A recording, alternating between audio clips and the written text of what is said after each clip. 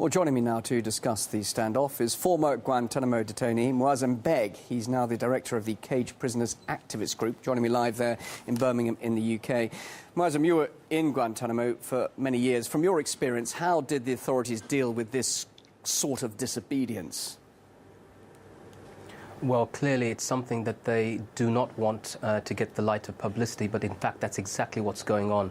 The prisoners are hunger striking precisely for that reason, and that is that they've been held without charge or trial for 11 years, and everything else becomes peripheral after that. And it's a strange situation where torture is peripheral, where force-feeding is peripheral, where the fact that you've not had meaningful communication with your family is peripheral, the fact that you're sexually abused when you're searched every time your lawyer comes, the fact that your privileges between your lawyer and yourself are not regarded as something proper. All of these things become peripheral to the very important issue why these people are hunger striking, and that is that they want to go home and be with their families and live out the rest of their lives, what remains of the rest of their lives. And of course, the report mentioned that people are going to die in Guantanamo. 9 people have already died in Guantanamo, so the only way they were released was in a coffin. Let me just ask you. I spoke to a spokesman of the camp, and he's agreed with you that those prisoners, all they want to do is go home. They want their freedom. Their situation is desperate. He is saying that they will say anything to get that freedom. So is there an element of perhaps exaggeration of their plight? Well, look, let's see this, right? These people are the most vetted people on the planet. They've been interrogated by the CIA, by the British intelligence services, by the FBI, and a whole host of intelligence agencies. Why are they keeping these men? If they're not going to charge them, if they're not going to prosecute them, they're not going to release them, what are they going to do with them? And nothing can be more exaggerated than hearing that your child, who you've never seen in your life, is now going to be 11 years old. That's not exaggerated. That's the truth. Tell us more about the psychological impact, Moazzam.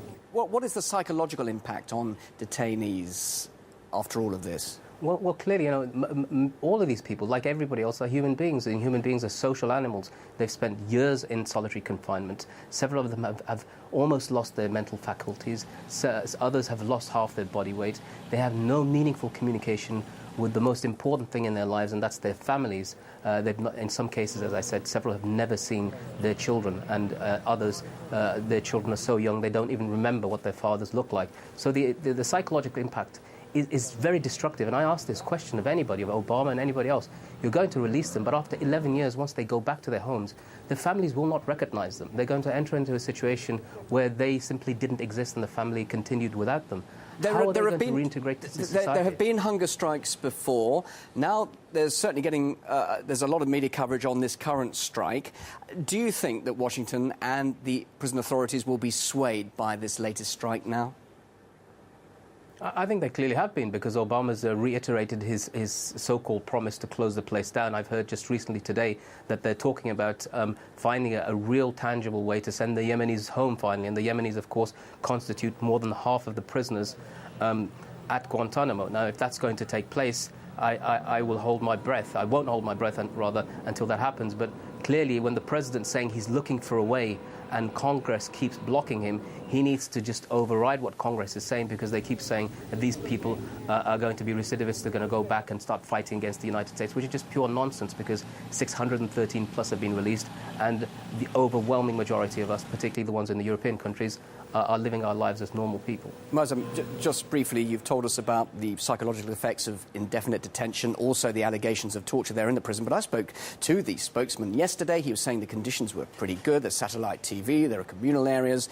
What exactly are the conditions like? You've been there. Tell us just very briefly, describe what they are like inside the cells. You have and the to remember conditions. that these people have gone through a whole series of different types of prisons, from being in a prison massacre in Kala Jangi, from being in Kandahar and Bagram, where people were tortured to death, to Guantanamo's Camp X-Ray, where they were in chicken wire fences, to Camp Delta, to now Camps 5, 6 and 7. So it has changed. There's been a progression, the steady and rapid eating away, the erosion of their personal psyche has taken its toll. So if at the end of this process now they put them into a decent prison with some decent living standards, it doesn't take away from the fact of the past 11 years, the torture, the abuse, the cruel, inhuman and degrading treatment. That's all has happened. And simply if you say to a person, I'm going to detain you without charge or trial for 11 years and torture and abuse you, and at the end of it, I'm going to give you a relatively decent prison cell, and then tell the whole world, well, it's all okay now.